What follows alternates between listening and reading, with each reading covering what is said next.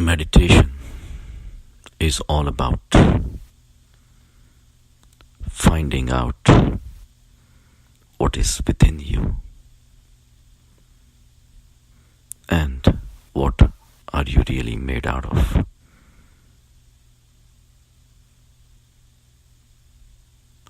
Your external appearance,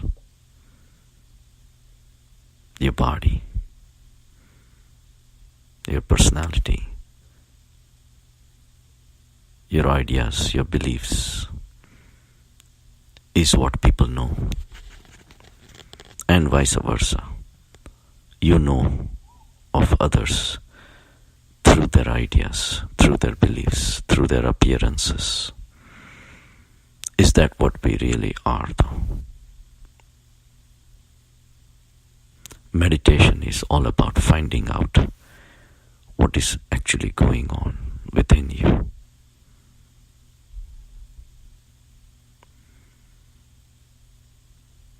I had a patient came to me yesterday, and he said he was upset as his wife had left him after 7 years of marriage. He was devastated.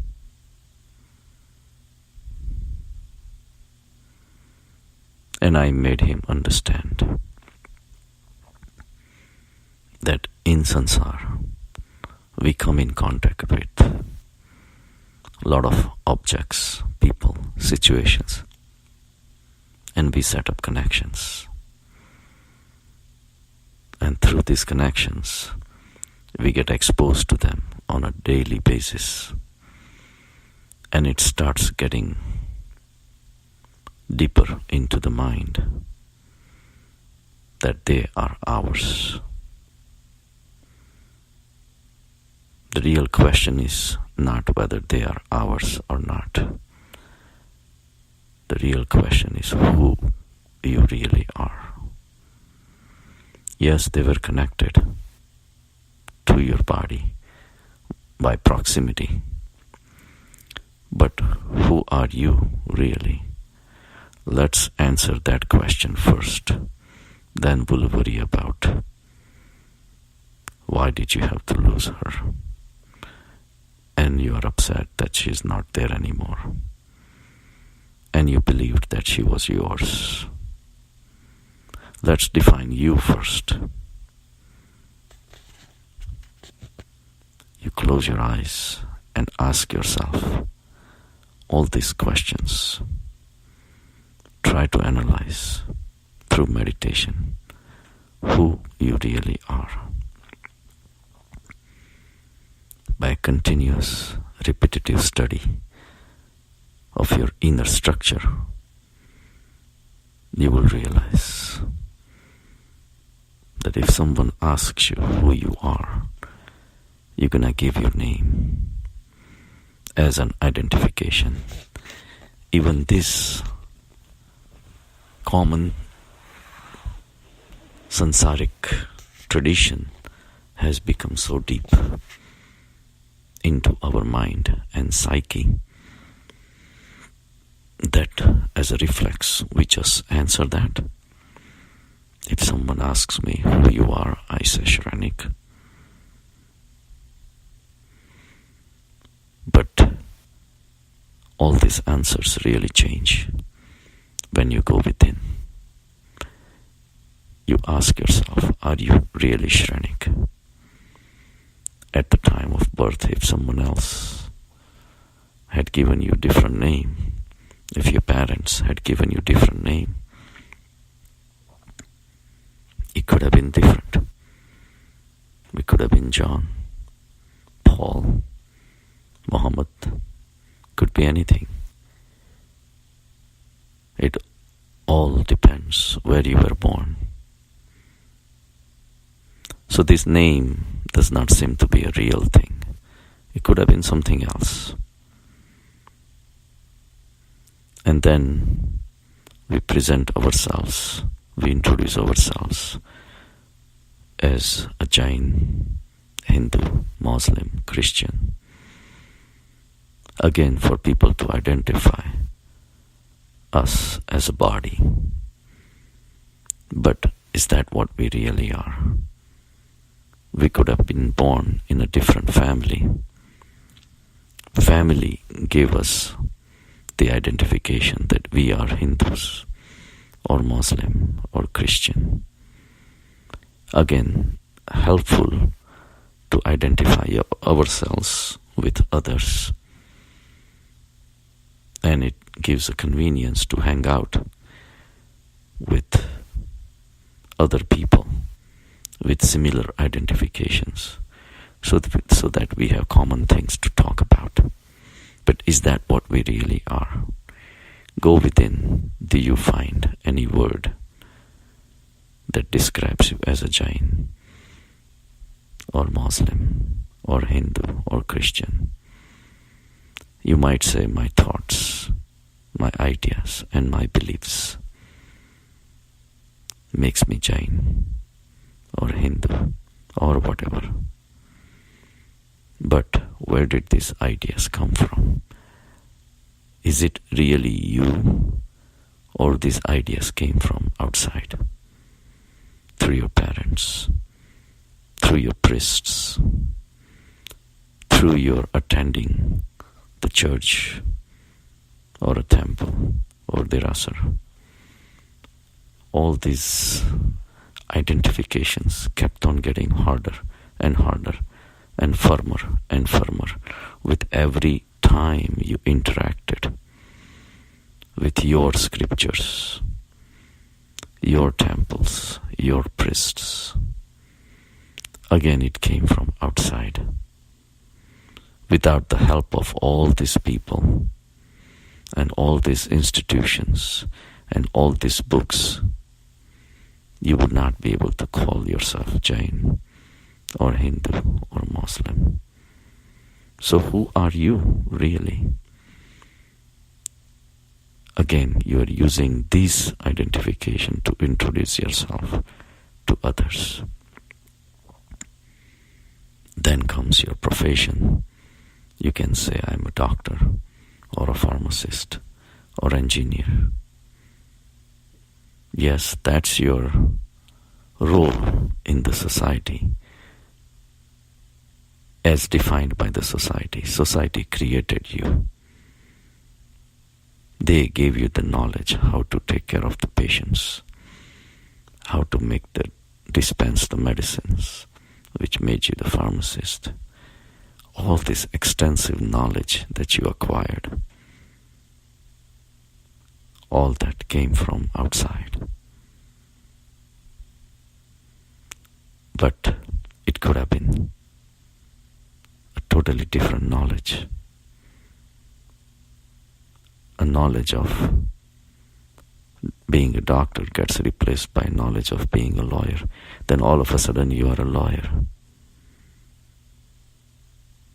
So that again is your identification, your profession, to introduce yourself into the sansar, so that sansar can recognize you. All this knowledge is useful to impress other people and stay within their minds, that next time when they are sick, they call you. It's business, it's transactions, it's identifications. Whether you are a plumber or engineer, we live in the society in which all these identifications are necessary. But whatever came from outside, how could you be that? If you were really a doctor from birth, you would not need anybody to tell you that you are a doctor, correct? You would not need to learn anything. You would be practicing right away. So again, this thing does not suit well.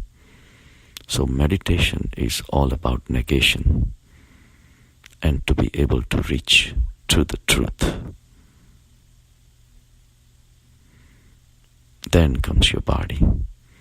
You can say, yes, I am the body. So far we had dealt with all the identifications of the body which are falling apart. Now you have your body, which is always with you, correct? But if you really are that, how come it keeps on changing?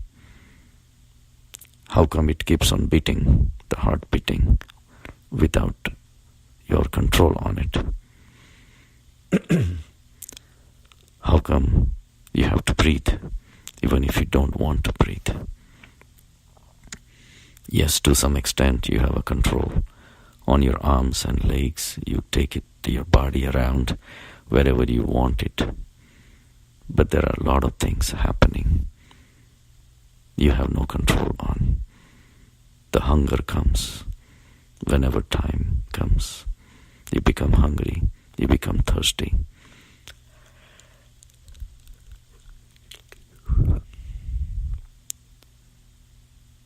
You grow older.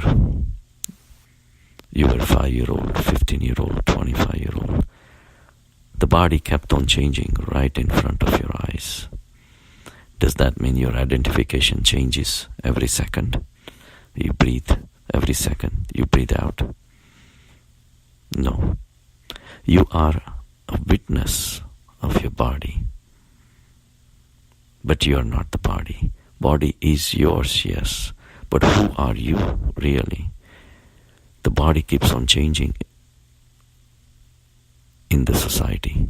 The whole society is changing. Everybody is changing. But that's where they interact with each other.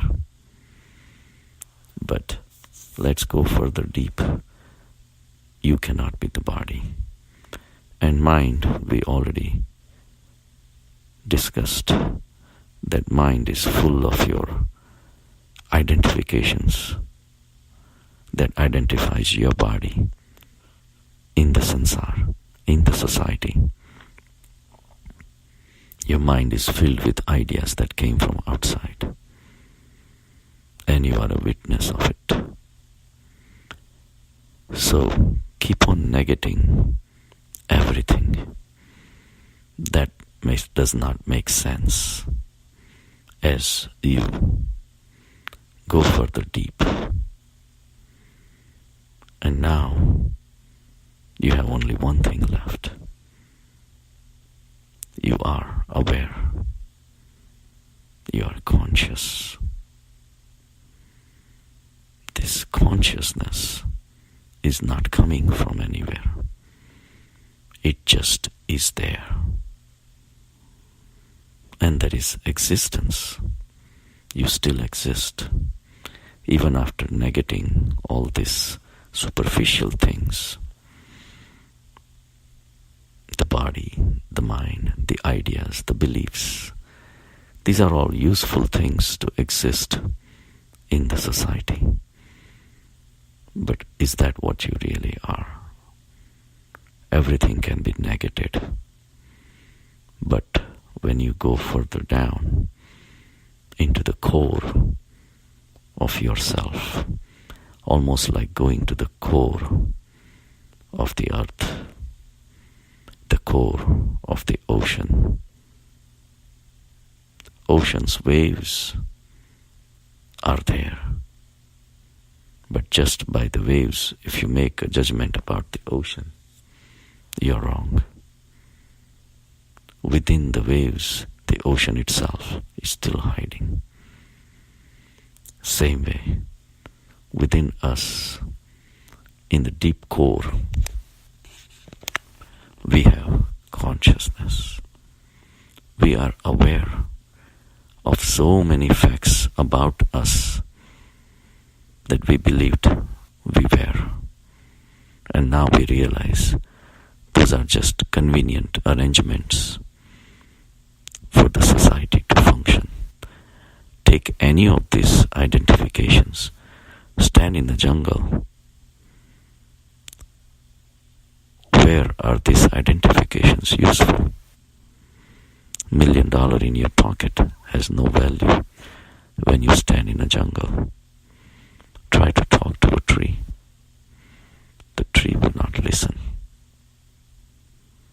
He would not care whether you are a male or a female, or a Jain or a Hindu, rich, poor, black, white, doesn't matter.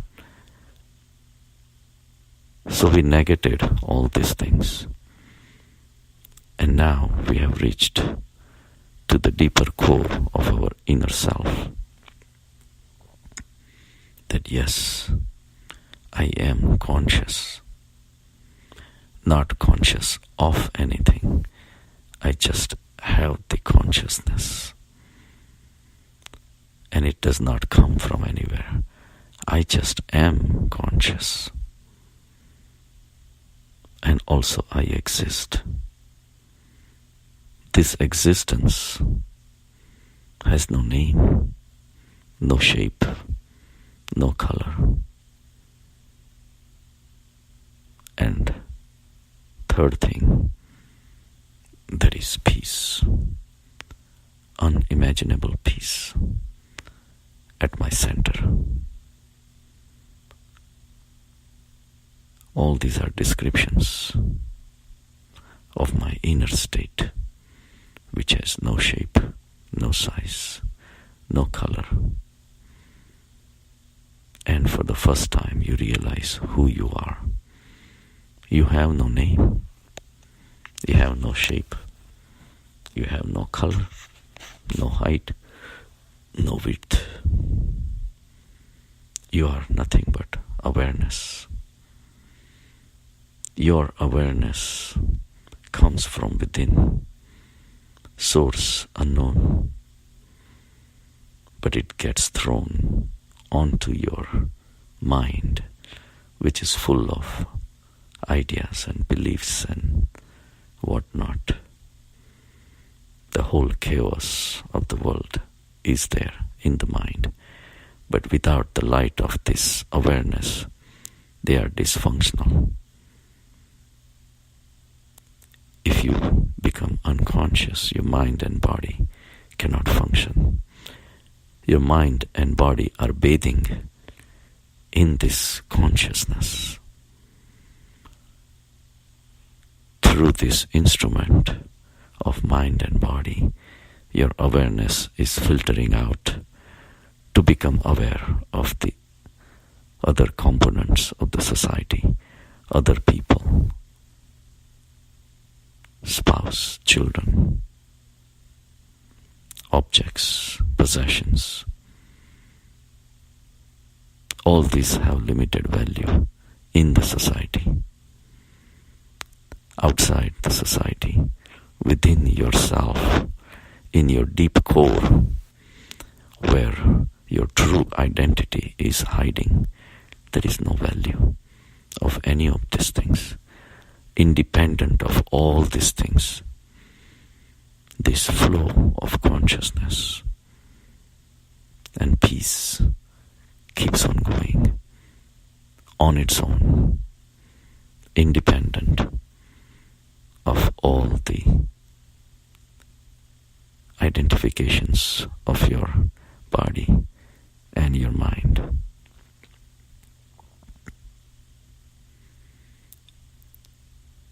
So dharma is to connect you to the center.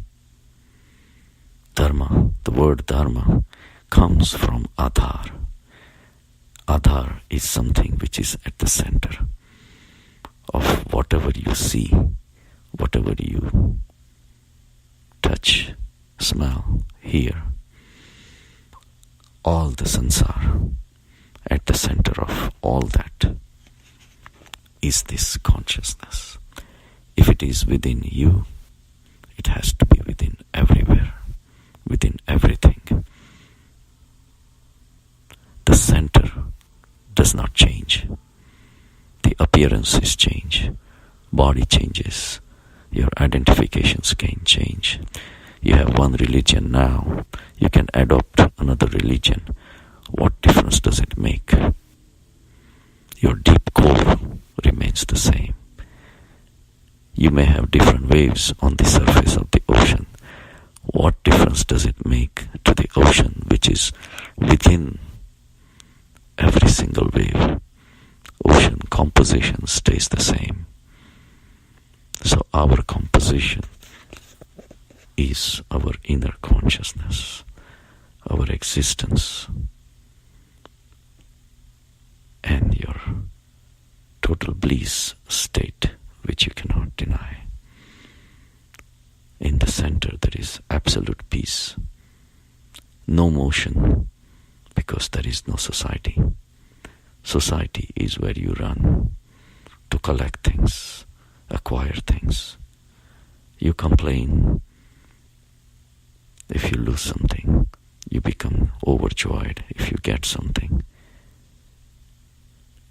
So I explained to the gentleman who came in yesterday, and he said his wife had left him after 7 years of marriage.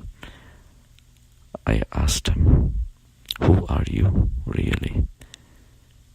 Isn't that more important question for the life that we have lived, or we are living, or we will live on this earth, to at least know who we are? Once we know who we are, the rest of the things become superficial. They can come, they can go. It does not change you a bit. Your inner soul, inner consciousness, inner existence, and inner peace remains unchanged, just like the depth of the ocean does not change by the stormy waves. Waves come, waves go. So Dharma is the center of everything. Center of the universe is Dharma. Dharma is godliness.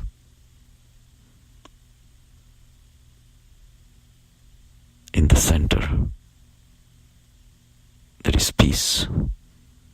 For the first time, you become settled and you realize who you are.